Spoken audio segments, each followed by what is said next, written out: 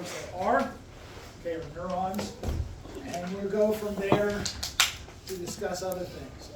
But before we start that, we have to start kind of what is the overall general process, function, things like that, okay? So we start with the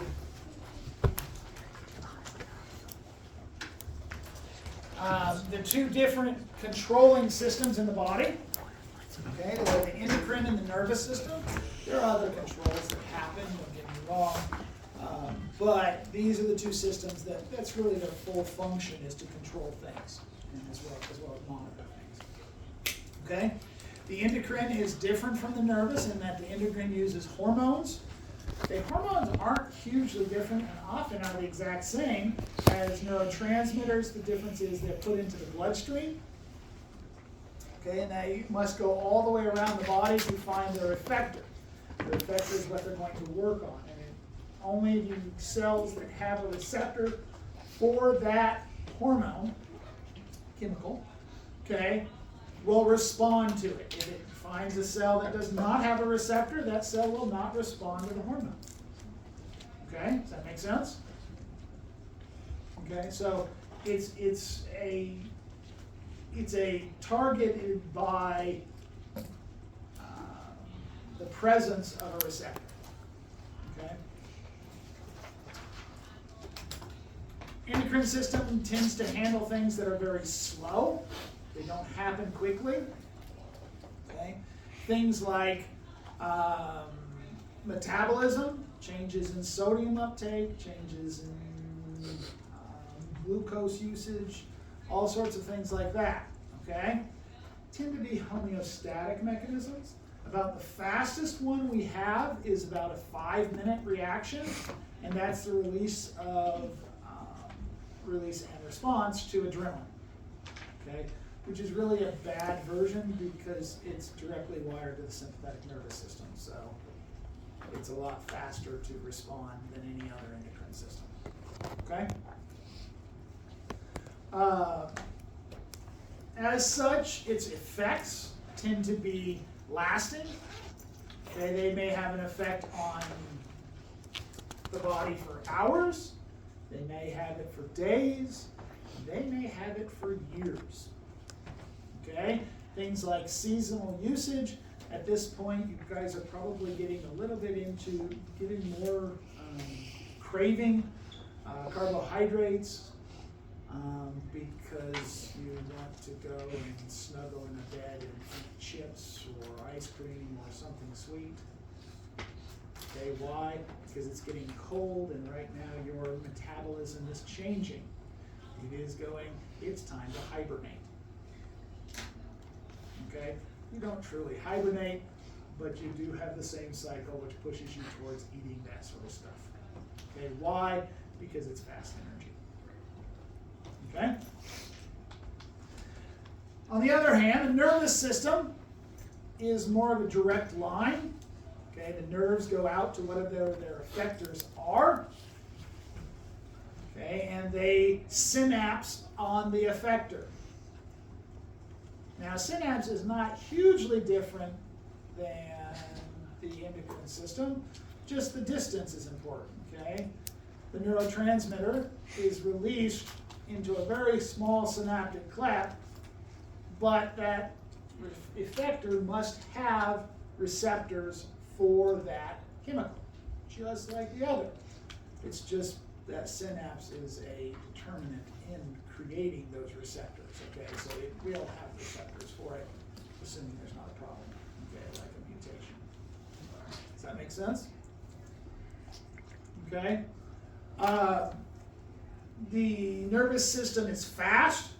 If you think you want to bend your arm, okay, move your arm, it's almost instantaneous. Is it instantaneous? No, it's not. But in your eyes, it's about as close as you get. Okay, does that make sense? Okay, whereas, like I said, the other one's very slow.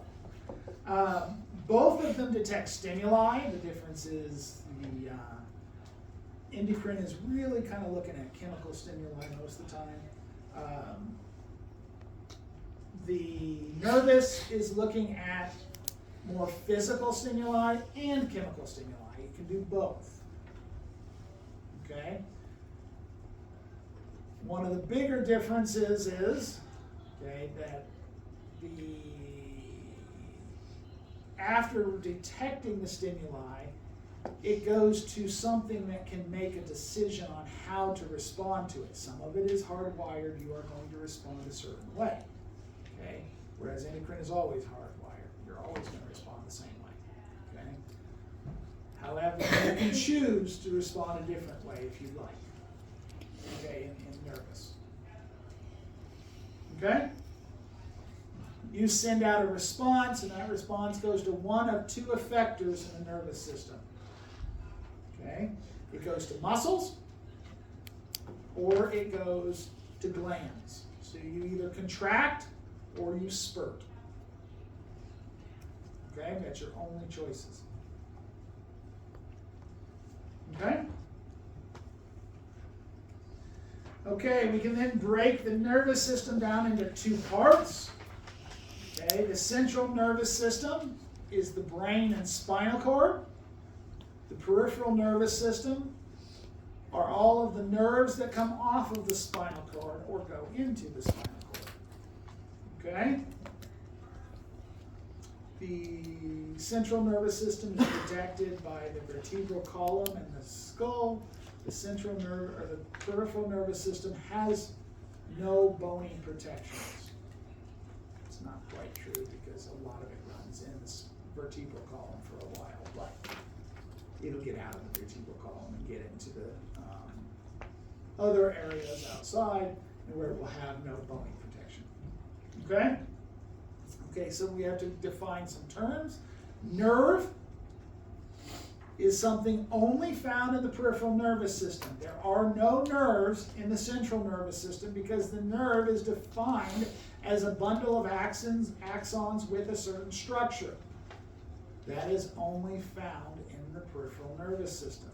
There is something similar in the central nervous system. It just doesn't have all of the structure, all of the covers. And it's called a tract. Okay? But it doesn't have the structure of the nerve. You also have cell bodies because the tracts are nerves and tracts come from the axons. The cell bodies are the parts of the cell that do most of the work. Okay? The cell bodies are found in different places. Okay? In the central nervous system, you have them in things like the cerebral cortex or the cerebellar cortex. Okay? But then if you have them embedded inside of other areas, they're called centers or nuclei. When you find them in the peripheral nervous system, the same structure is called a ganglion. The most famous of which we will see in about 2 or 3 weeks, called the dorsal root ganglion. Okay? Makes sense? Okay. We then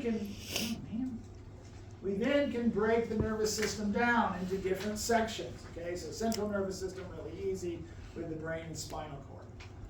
The peripheral nervous system, however, we have a sensory and a motor division. Sensory is the information coming in. The motor division is the information going out. Okay? Did I get that idea? Okay, the sensory can be broken into where it's coming from.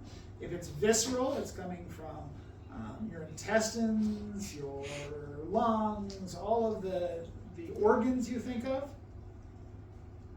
Okay, those are visceral. And then we have somatic. Somatic means body. It's determining things that are more external. Okay, things like temperature, external temperature, because there's internal temperature too. Okay, or pressure, touch. Okay? Then for the motor division, We have two different places it can go. Once again, visceral and somatic. Somatic is what we think of as our muscles. It's going to, somatic is our muscles. It's going to cause changes in movement. Whereas visceral has multiple different versions. There is an enteric plexus, which is to deal with almost a separate nervous system in and of itself, found within the digestive system. Okay? And then there's also the sympathetic and parasympathetic. You've probably heard of the sympathetic and parasympathetic. Sympathetic, what is its function? What was it? Adrenaline. So things that would have to do with adrenaline, like fight or flight. Okay, so one thing would be release of adrenaline, but it makes it actually happen faster. But yes, all those things associated with adrenaline are the ones associated with the sympathetic. Okay? And that's fight or flight. Some people like to put another F word in there, a four-letter one. Okay? Not a real good habit because it turns out that the parasympathetic is required for the first part of that. Okay, so they kind of work together in that system, which is actually not true. They are working exactly antagonistically, but you don't realize it's antagonistically because you look at it from the wrong view. Okay? Parasympathetic, on the other hand, is your rest and repose. This is the one that activates your digestion and your urinary system. Why? Well, because when you're sitting around with nothing to do, that's a good time to go ahead and digest the food and create the urine. However, when you need to run like hell, not the time to worry about digesting food or peeing. Okay? Does that make sense? Okay, survival is the important part there. Okay. So some characteristics of nervous tissue, and to be totally honest, neurons, because it's really the neurons we're talking about. Okay? They are excitable. Excitable means they respond to stimulus. They are conductive, which means they can carry a current on their membrane. In this case, an action potential, though they'd also be graded potentials. We'll talk about the difference in a bit. Okay? And they are secretory. That's not a surprise. All cells are secretory. Difference is this is really a primary secretion where they secrete only one thing at the synapse. They secrete other things in other areas. Okay? But they only secrete one thing at the synapse, and that's its neurotransmitter. And it is true that they will only secrete one type of neurotransmitter. If you have a cholinergic neuron, it will only secrete acetylcholine. If you have a dopaminergic neuron, it will only secrete dopamine. It don't secrete anything else. The synapse will be for that neurotransmitter. Is that understood? Okay.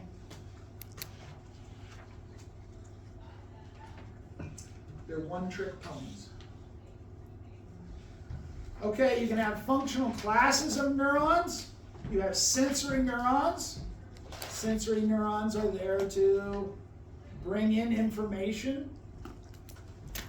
They may respond to different things, but they give you information either about the external world or about your internal world. Okay? We have motor neurons. Motor neurons are the outgoing message. They're going to send the information, the response that you have decided that's appropriate from your brain to whatever the effector is. That effector is going to be either a muscle or a gland, as I said before. Okay? And then finally we have inner neurons. And inner neurons is a big category of neurons that includes maybe one at the minimum, but maybe hundreds at the maximum Okay, you have neurons that are involved in a pathway. Okay, these are the ones usually found in the brain or the spinal cord. Turns out there are a lot in the spinal cord too. Okay, so sensory and motor tend to be at least partially, if not all, peripheral nervous system. And enter is a central nervous system. Okay? So from sensory, you get information about the world, takes it in, you consider that information, and the interneurons, and then you make a response to it in the motor neurons. Okay? There are examples where the higher orders of the brain are not used in any way, shape, or form, including there are examples where the brain is not used in any shape and form. For example, when you go to the doctor and they decide to check your reflexes by hitting your patellar tendon right here, right? What happens? You kick, right? Okay? If they were to numb that and close your eyes so you couldn't see, and they did that, you would wonder why you kicked. You wouldn't be able to feel it.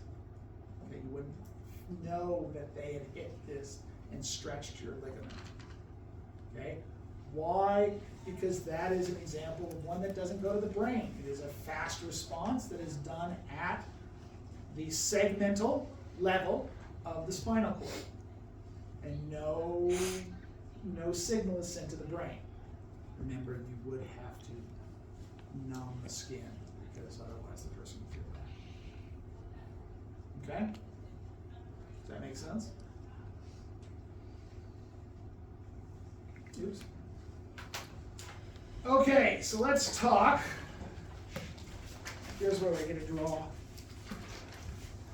Let's talk about neurons.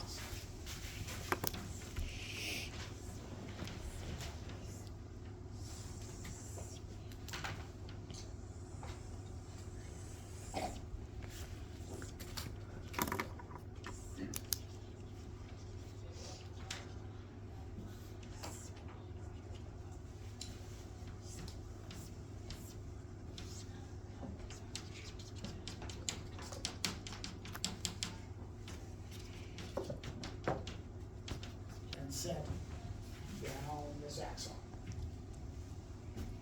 Okay? That makes sense? Okay?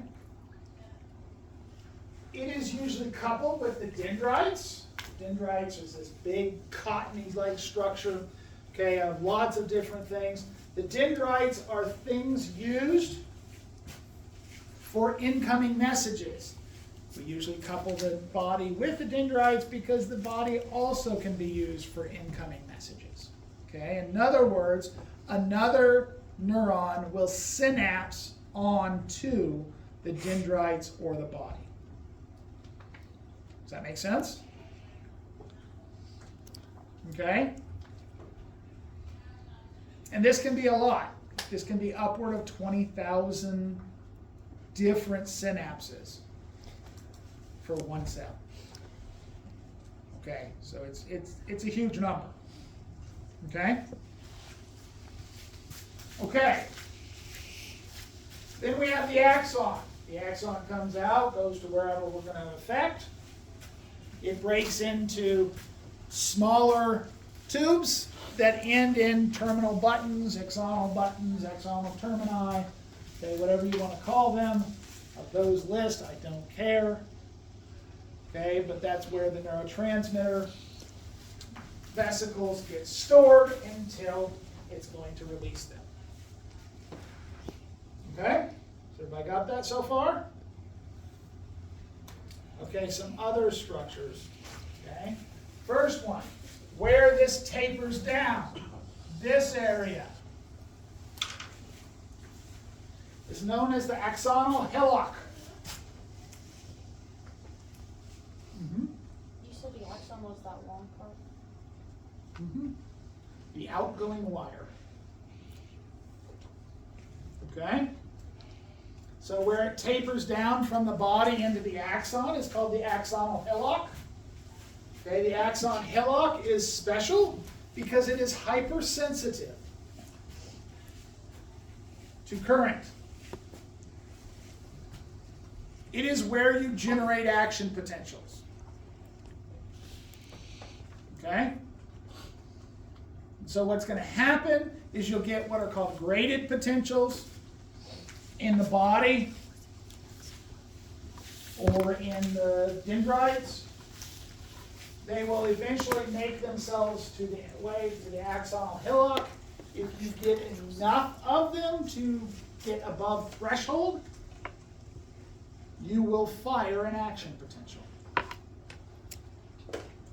And that action potential will go down the axon. Okay? If you don't, it will dissipate and nothing will happen. Is down towards the dendrites? No, down is towards the axonal termini. In this case, we were down the board. That's why I draw in that direction, so I can say those. Okay? Does everybody get it? I hate the noise that follows me. Sorry. They look like they're done with the ceiling. Why do they still have it there? Yeah, they do. Some other structures on this that I have not put on there. Okay?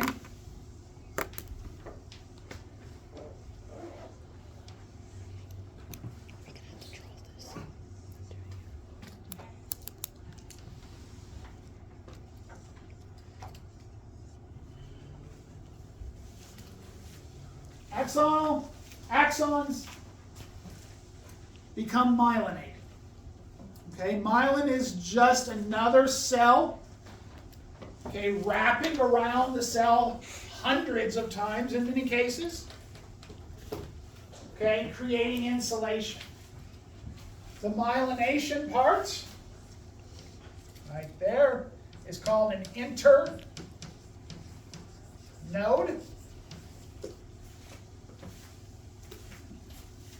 What does inter mean?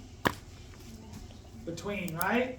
So this is a between nodes, okay, which means these parts where there is no myelin is called a node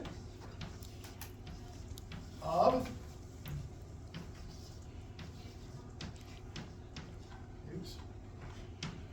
Grenville. I have no idea who that guy was.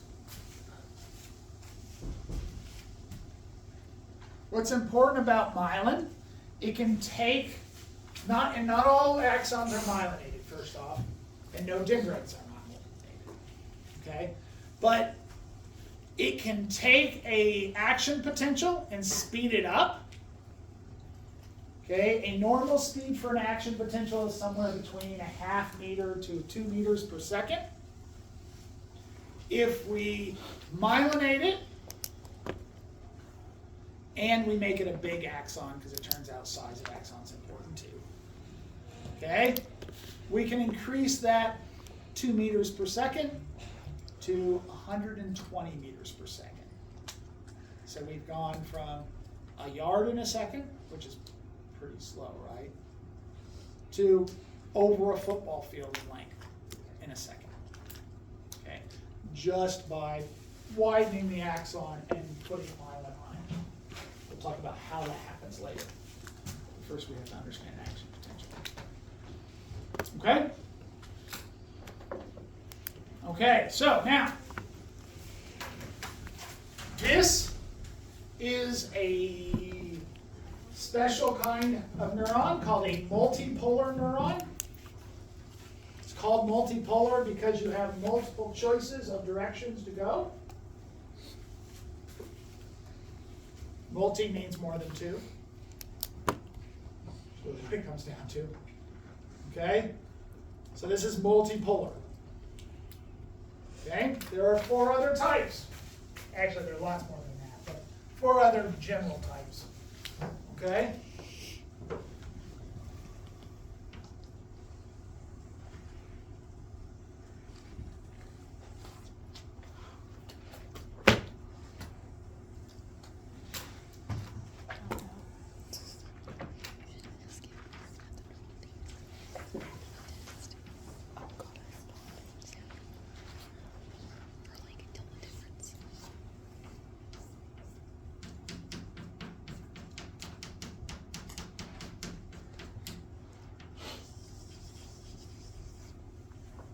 How many directions can it go?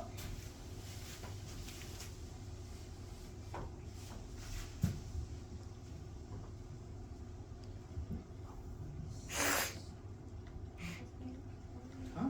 What was it? Many? 1, This way or this way? 2, 2. So this is a bipolar.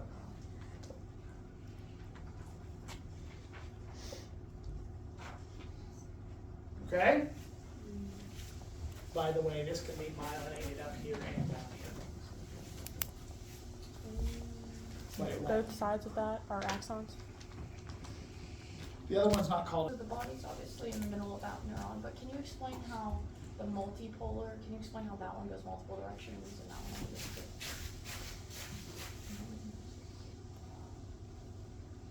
Okay.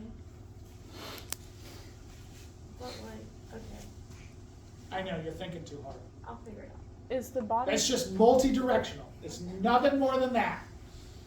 just the middle part of that, or like the whole top part? The body is just this part. Okay, just the center. Okay. Okay. Next one. Ready? Can you guess what it is? That's pretty good. Okay, ready?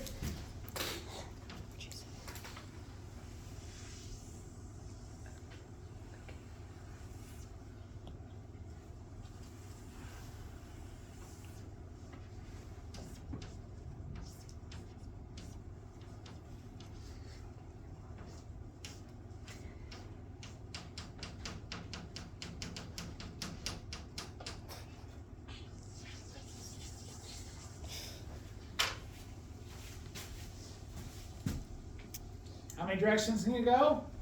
1. 1. It's unipolar. Not bad, huh? Right? Pretty easy? Well, I'm about to throw one out there that doesn't make anything Great. sense. Of course.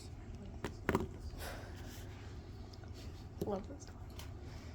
Okay? Has everybody got it? Just so you know, most of the ones in your brain are this guy. This is used especially in your eye. Matter of fact, there is a whole set of cells within your eye called bipolar cells. Okay? And this one is often used for in the peripheral nervous system for that afferent branch, that one that's bringing information in. Sensory, I told you there was that dorsal root ganglion. Well, this is where the bodies are of them. This will go out to wherever the receptor is. This will go to the spinal cord to send it up. Okay? Does that make sense? First one's in your brain, mostly. Mostly in your brain. Second one's in your eye. Yeah. And then the third one's in where? It's found within the sensory division. Okay. It's found in a lot of places, but that's probably the most common. Okay. Ready for the next one? Ready? What is wrong with this picture? There's no axon. There's no axon in it. The name of this is anaxonic. An means no. An or a. Okay? For the life of me, I can't tell you how this baby works. Why? Because to me, it's where a signal goes to die. Because it can receive signals, but it doesn't have anything to send it to. Okay, I can tell you where they work and how they think they work.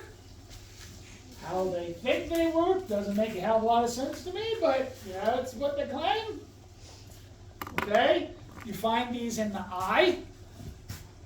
They deal especially with rods, okay, which are your black and white vision, grayscale.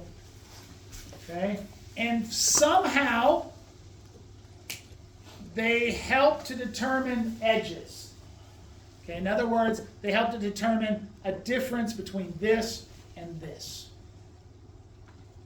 Does that make sense? So they help you to define edges, especially in the dark. I don't know how. Are we gonna have to draw these on Very the likely. test? I knew it. Why? Because it makes me happy. Why does it make me happy? Because I have to grade 75 of your tests. That's a very boring prospect in life. And getting to look at your drawings just makes me tickled. You don't have to be a good artist. It's easy. But I am likely to say, draw me a multipolar axon that synapses with a bipolar axon. Or multipolar neuron that synapses with a bipolar neuron. And you're going to say, well, how would you do that? That's here. Okay, I didn't draw the axon like this. This axon would come up here and there. It wouldn't have the terminal. There's a Things terminal that- thing right there. Oh, okay. So the terminal thing would just go right to the dendrites of the next one. Yeah, that's it. And would we have to draw the nodes on there too? If I told you it was myelinated, yeah. Okay. So on the first one, the nodes are on there, and then the second one, it could be on both sides of the body, and the third one on both sides. Mm-hmm. Okay. Yeah. That was my question. Mm-hmm. This one, this anaxonic, Mm-hmm. you said something, I wasn't really listening, I'm gonna be honest. In the dark, you said something with edges. Can you- So it has something to do with your rods and their ability to find edges of things, items. So like in your actual vision, Edges, so like, Yeah.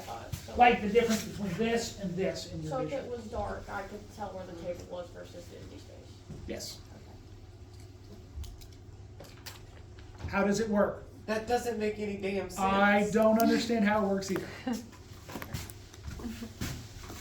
gonna be totally honest. I will tell you when I have no freaking clue how it works. And it makes no sense to me either because, like I said, that's where a signal goes to die. There's nothing there for it to. Okay. You are right. That's gonna be my new life. I don't know. They're called amacrine cells, by the way. If you want to know what they're called. That's gonna be my new life. We'll talk a little bit about them when we get to eyes, but not a lot because, like I said, I have no freaking idea how they work. Okay? Did I get that idea? Pretty simple. Okay. So here's their picture of a multipolar neuron. And then the tape grew around, going deeper and deeper. That makes sense? That's how myelin works. Okay, it's not you going around the outside, it's actually growing in towards, circling inside, spiraling in. Does that make sense? Okay, and it pushes out all its cytoplasm, so all you have is phospholipids and some proteins. Okay, there. Anybody know what the color of pure fat is? No, that's impure fat. White. Yeah, Crisco. Oh You seen Crisco? Yep, that's it. Okay, so, and not that butter crap. You know, the really white, almost fluorescent white. Okay, that's the color. Hence the name white matter and gray matter in the brain. White matter is myelinated, gray matter is not. Okay? And so white matter tends to be the cords, the axons. Gray matter tends to be the cell bodies, the dendrites, and unmyelinated axons. Okay? And you have a lot of unmyelinated axons in your brain, which is why it takes you so long to think. No joke. It's really designed that way. Do smarter people have more myelinated axons? No, they have more attachments between the cells. They have more synapses and more circuits. But no, the myelin, the ability, the thought is supposed to slow down inside. Okay, that's a requirement, just so you can put things together. Because thought comes from multiple different parts. Okay, there's your list of the different neurons. Okay?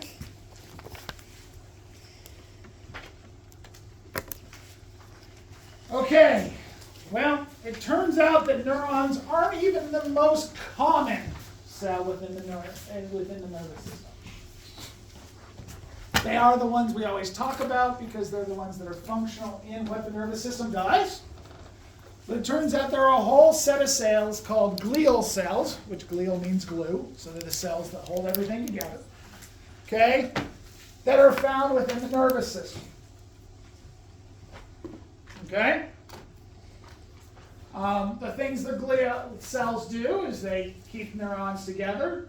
They provide a supportive network. It turns out your brain is not the most structurally strong organ. If you were to take your brain and take it out of your head, which would kill you, but let's assume it doesn't, okay, and put it on the table, that would kill you because it cannot support its own weight. That's why it is actually floating in cerebrospinal fluid, because the buoyancy keeps it from having to support all of its weight. Okay?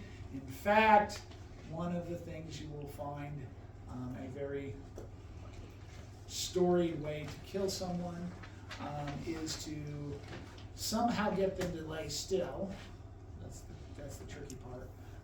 While you put a needle into their spinal column, suck out all of the cerebrospinal fluid, and then allow the brain to crush itself, and then push the cerebrospinal fluid back. Okay? It only leaves one single track mark. Okay? However, I promise you all of your coroners have read Agatha Christie, and they know that too. So it's not an easy thing. Not to mention, once again, how do you get them to sit still for a spinal tap? I guess if they were like unconscious or something, but something tells me that would wake most people up pretty quick. Oh no, never had one. Don't really want to. Okay? Anyways. They provide the support, okay? They also, this is not just in fetuses, this is in adults too, they provide neural growth factors which help to create new synapses. Okay, it's a very important part. The more that you have, the more plasticity to the brain, which is the ability for it to create more. As you get older, that gets less and less possible. Okay, I do not make memories or remember things as well as you do. Okay, and I know you're going, well, you know where all the muscles are. Yeah, I knew those from when I was your age. I've just gone over them and over and over them. I've never lost those circuits. Okay, does that make sense? If I was to sit down and you and I were to have a memory contest, for the most part, you will win. Why? Because I'm old. Sorry. Guess I'm sorry to myself. Sorry. Okay? That's why when you see an older person in your class, they're having a much harder time than you are at memorizing. Okay? Okay, other things they do is they protect the neurons from outside sources. It turns out neurons are very, very sensitive to chemicals.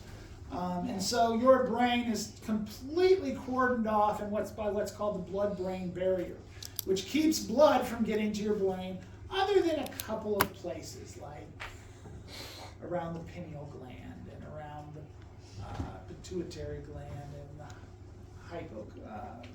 hypothalamus. Okay? The reason those have access to the brain is because those parts produce hormones which are need to be dumped into the blood, so you need access to the blood. Okay? But for the most part, your brain is fed, wastes are picked up by cerebrospinal fluid, okay, which is produced from blood or from extracellular fluid from blood, okay, but it is maintained so that it has the proper ingredients and none of the chemicals that will make you do stupid shit, like die, or hallucinate, or whatever, okay? Okay, which actually presents a problem. If you're dealing with a medicine that has to get to the brain for its function, you have to be able to cross the blood-brain barrier, okay? Which usually means it has to be hydrophobic, because hydrophobic goes through your brains and nothing will stop it. Does that make sense? Okay? So here are a picture that contains a lot of these glial cells, so we'll go through them. First is oligodendrocytes. These are these little guys. You'll notice they reach out and they create myelin. Okay, they myelinate the axons in the central nervous system. They myelinate a couple axons or a couple of myelinations, and their cell body is off to the side rather than being part of the myelination.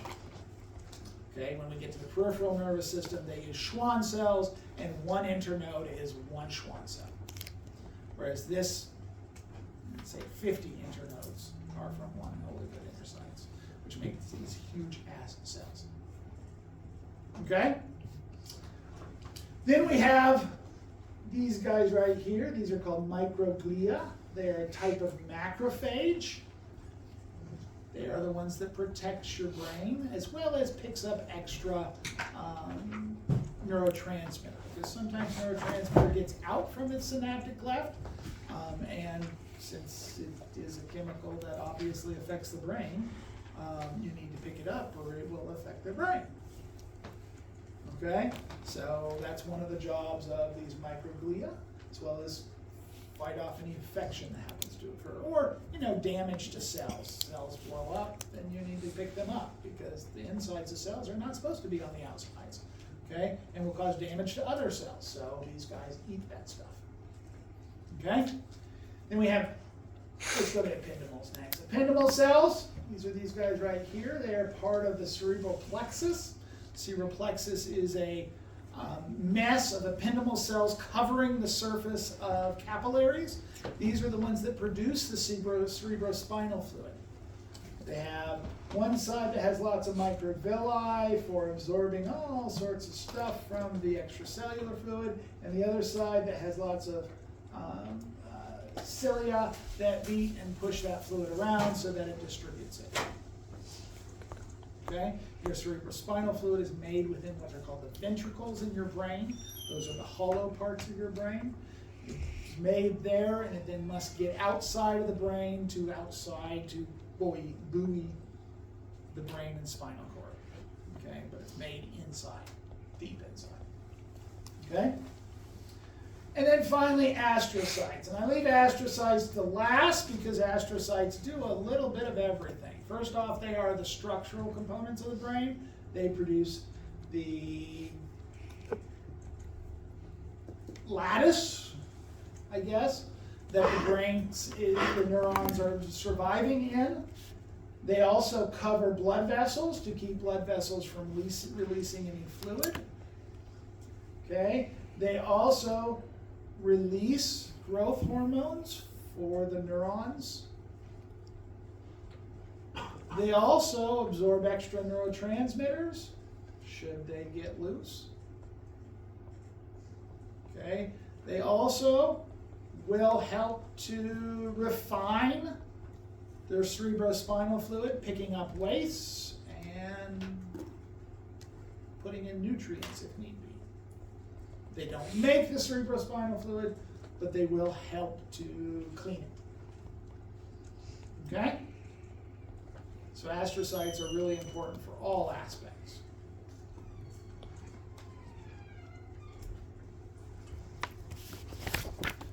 Peripheral nervous systems only has two.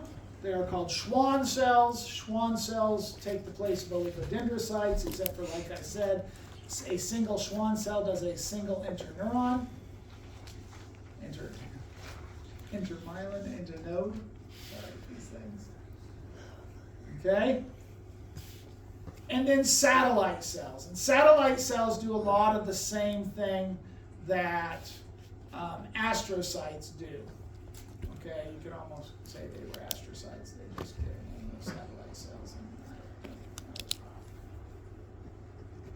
Astrocytes are called astrocytes because they look like stars. Lots of cell processes grabbing on. Okay? Okay, myelin.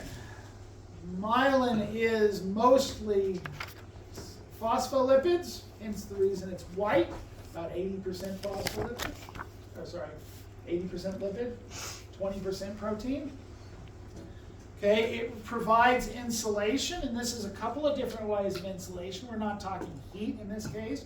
We're talking insulation from other cells and their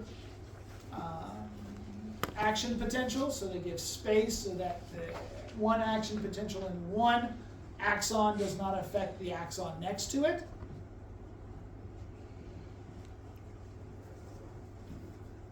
Okay? By late adolescence, you should have all of the myelin you will need. It doesn't mean it doesn't continue to grow, it just doesn't tend to create new myelinations. Most of your growth, rather, will be in creating new synapses or making synapses non-functional. That's the other choice. That is the argument against TV. And in case you wanted to know, every streaming service ever, whether that be social networks or whatever, okay, they tend to allow synapses to go dead. They're still there, they just don't work real well. Okay? Why? Because you're not using them. It turns out you have to use your synapses for them to work. That is why studying, you go over the material again and again, because it creates a stronger synapse. And a stronger synapse means it's more functional. Okay?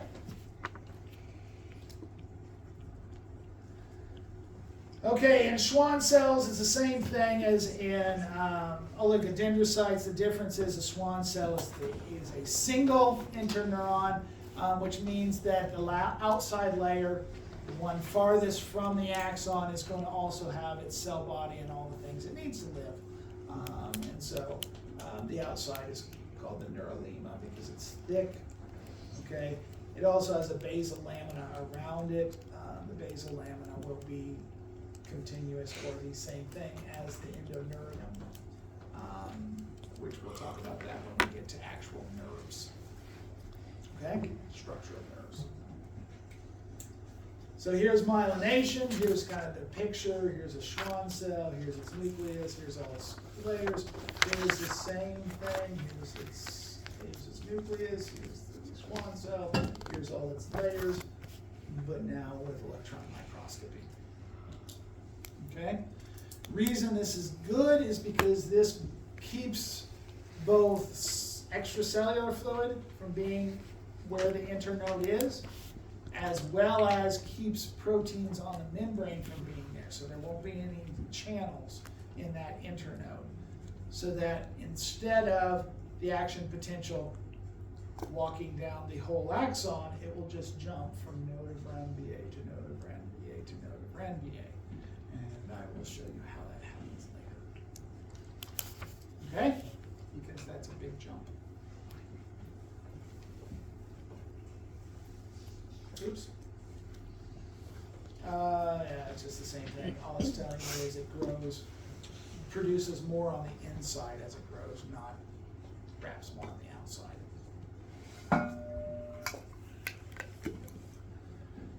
Okay.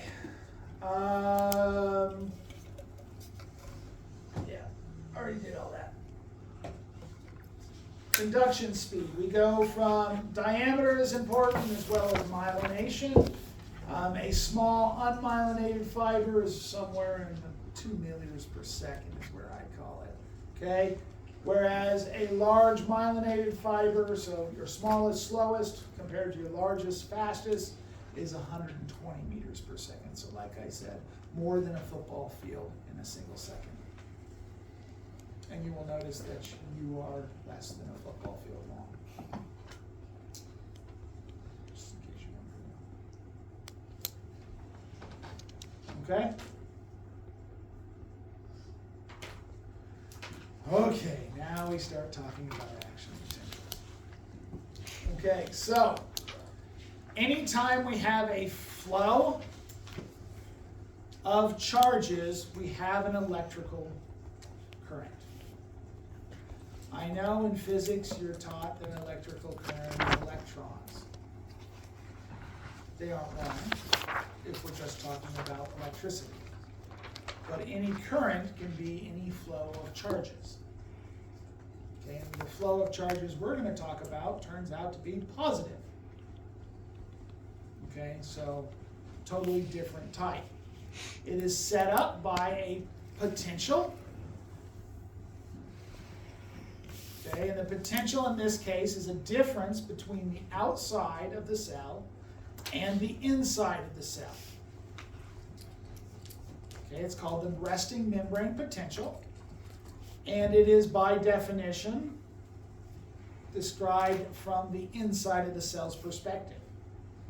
In other words, the resting membrane potential for a neuron, because every cell is different, is minus 70 millivolts. That means that the inside has more of a negative charge than the outside. It doesn't say anything about absolute charge.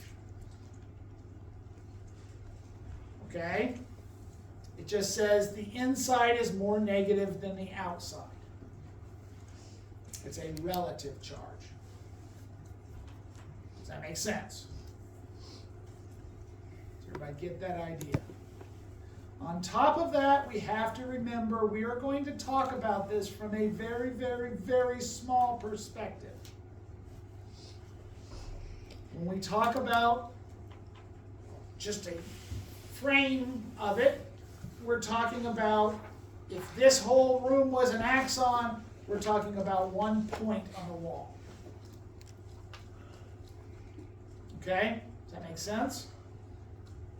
So in doing that, keeping that in mind will help you to remember what's going to happen next and how it's going to pass. Okay? Okay, so what is the charge on sodium? +1, right? What's the charge on potassium? Everybody knows that, right? Sodium and potassium are both +1. Turns out that sodium and potassium are roughly equal on opposite sides. There is equal amounts of sodium as there are equal amounts of potassium on the inside of the cell. So sodium, lots of it on the outside, somewhere around 150 milliequivalents if I remember correctly. No, 145. Okay? Inside the cell, there's lots of potassium, somewhere around 150 milliequivalents. Make sense? And negligible amounts on the other way. Negligible potassium outside, negligible sodium inside. Okay? Which means that that's not the problem, right? Because if the positive ones are equal on the inside and outside, then there's no difference relatively, right?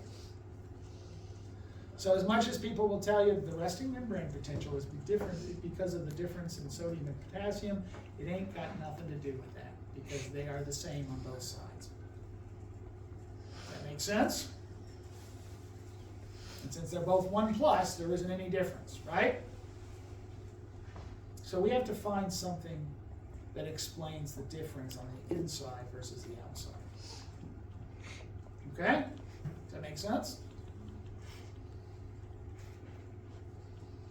Okay. The sodium and potassium difference is kept by a sodium-potassium pump. There's tons of them, thousands upon thousands upon thousands upon thousands of them, okay? Which moves 3 sodium out for every 2 potassium it moves in. If you have trouble remembering the 3-to-2 ratio and which one is 3 and which one is 2, look over here. Sodium is 23, potassium is 39. 3 sodiums comes about as close as you're going to get to the weight of 2 potassiums. 3 sodiums would be 69. 2 potassiums would be 78.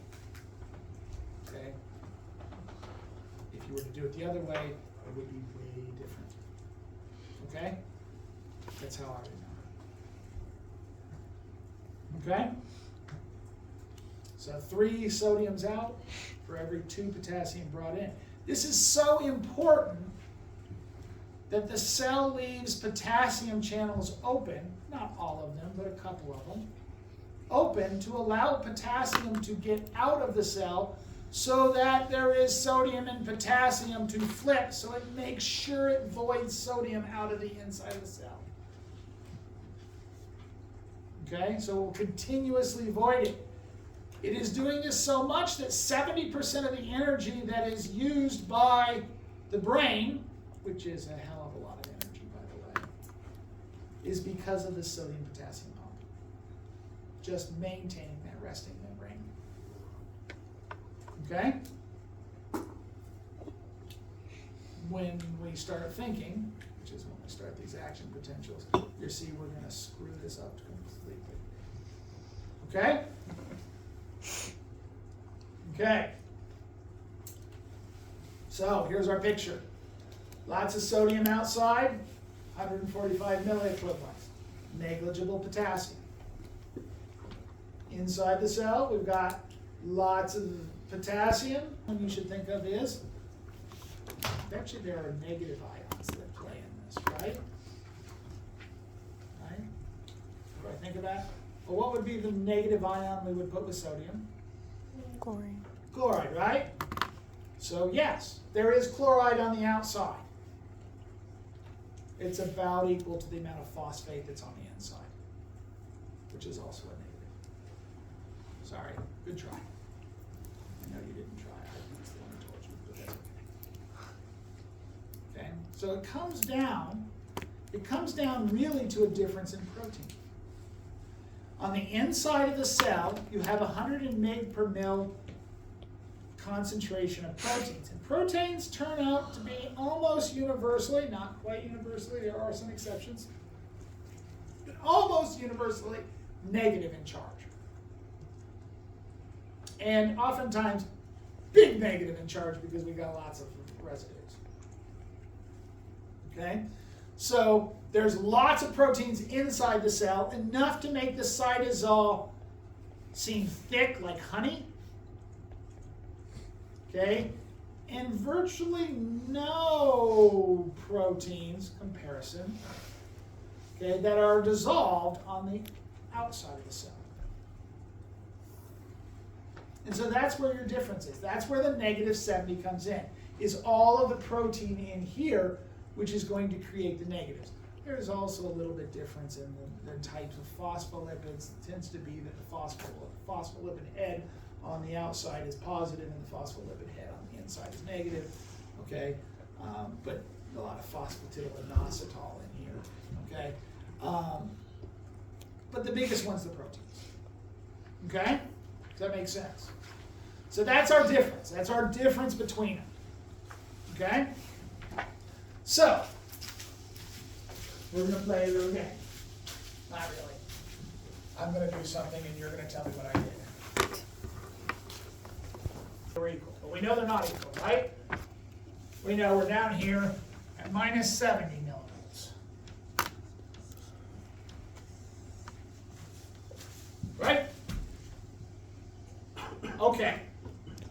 What would happen in this situation if sodium channels open? What would happen to my minus 70? What? To the inside. So it's going to go up, right?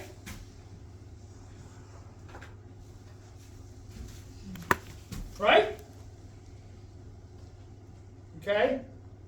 Let's assume nothing more happens. Okay, and that sodium dissipates. Some of it may have been caught by the sodium-potassium pump to pump out. Some of it just dissipates into this big cell, because remember, we're only looking at this spot, and the cell is huge. Okay? So as it dissipates, it goes back down. Right? Okay? So what would happen if we opened a potassium channel? It would go down, Why? because you're losing positive. So positives are going from the inside to the outside, which means we're more negative inside, so it would go down. Right? Okay? And then once again it would dissipate and return. Right? Pretty easy? Uh-huh. Are those green things proteins? Yes. Okay. Or something they're using as anions. I would say protein, but yes. Okay. Mm-hmm. So on the slide it says that it moves the Na plus out of the cell and brings the K in, but on this slide, is it not, there's a K? So that's a sodium-potassium pump. Oh, okay, this isn't a pump. That's what set this up. So Okay. now all the sodium's out and all the potassium's in. Okay. Now we're talking, the pump's doing its job, the cane's doing it, now we're just taking a picture and saying, okay, what happens if a channel opens? Okay, And a channel's different. Does that make sense? Yeah. Okay, ready? What happens if a chloride channel opens? Does it come in or out? Well, where was chloride? With potassium. Or not potassium, sorry. It was Sodium. with the sodium. Okay, so the chloride was out here. So where's the chloride going to go? Inside, which means more negative, right? So once again, we're going to go like this. It's going to dissipate and come back on. Right? Everybody got it? You guys now understand how EPSPs and IPSPs work. You have no idea what the hell that stands for. Okay, it stands for excitatory postsynaptic potential and inhibitory postsynaptic potential. Okay? Did I get that idea? Now, what would happen if, let's say, multiple sets of sodium channels in closed situations all opened at once?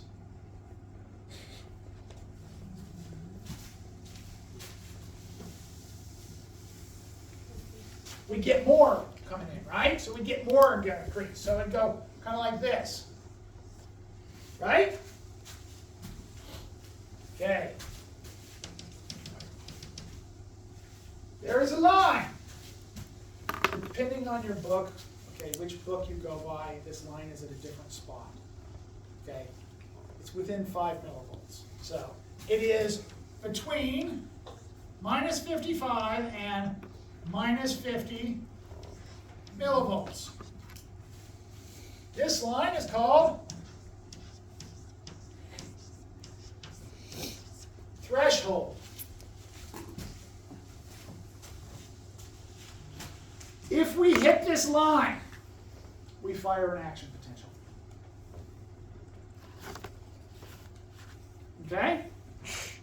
Everything before this line, each one of these little bumps, whether up or down, was called a graded potential. Okay? A graded potential is decremental. That means it goes down with distance. Hence the name graded. Okay? It is different depending on how much comes in.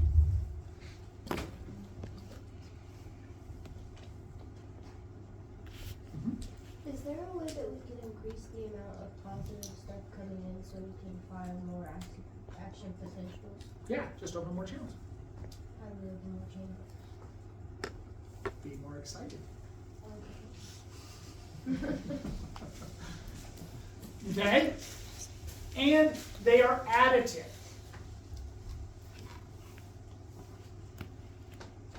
Okay, that's an important fact, because if we have 1 or 2 positive gradient potentials, we're going to get a bigger positive, right? Whereas if we have a positive and a negative, we're going to go somewhere in between. Mm-hmm. How do we differ between opening a positive and a negative channel? We know what things are coming in, or they're called UPSPs or IPSPs. IPSP would be inhibitory, which means going down. UPSP would be excitatory, which means going up. So if we chill, do we open negative ones? You are taking way too global. This is on a really little piece. Okay, you're thinking of, what if I'm just relaxing and not thinking? Okay, then you're thinking about billions of. We reach this threshold, we go from this gradient potential to, okay, we're coming up, we hit threshold. This.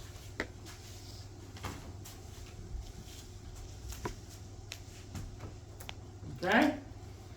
Unlike gradient potentials, which could be different strengths, okay, and are decremental, meaning they go down over time as they get farther, every action potential is the same. It is a 100 millivolt change. It goes from minus 70 all the way up to 30 millivolts. So every one is exactly a 100 millivolt change. There is no big action potential. There is no little action potential. There is only one. Does that make sense? Okay. We're almost done, right? Okay, so 3 last words you need to know. Okay? When we were going up, because this is a sign of polarity, right? We were calling that depolarization, because we're going towards 0, which would be no polarity, right? So that's depolarization. When we were going back down, we called that repolarization, because we're going back towards the polarization. That make sense?